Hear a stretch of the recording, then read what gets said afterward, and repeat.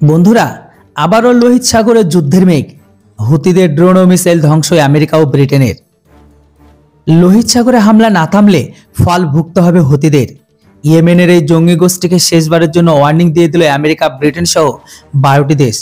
কিন্তু তাতেও কর্ণপাত করেনি ইরানের জঙ্গি মদতপুষ্ট হুতিরা, যার ফলস্বরূপ তাদের 18টি ড্রোন ও মিসাইলকে গুলি করে ধ্বংস করল মার্কিন ও ব্রিটিশ সেনাবাহিনী। এমনটাই দাবি করা হয়েছে মার্কিন সেনার তরফ থেকে।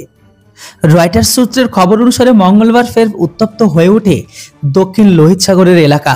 সেখানে পণ্যবাহী জাহাজে চলাচলের অংশ হামলা চালানোর চেষ্টা করে হুতিরা।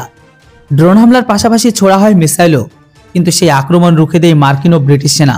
ওই বিষয়ে মার্কিন সেনার সেন্ট্রাল কমান্ড অর্থাৎ সেন্টকম জানিয়েছে, গত বছরে 19 নভেম্বর পর থেকে লোহিত সাগরে এটা হুতিদের 26তম হামলা ছিল।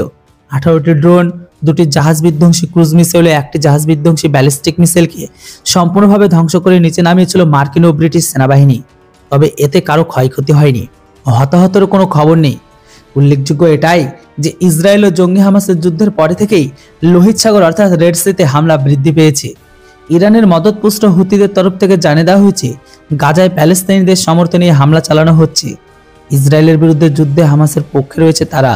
যতদিন না গাজায় যুদ্ধ থামছে, ইসরায়েল ততদিন হামলা চলতেই থাকবে।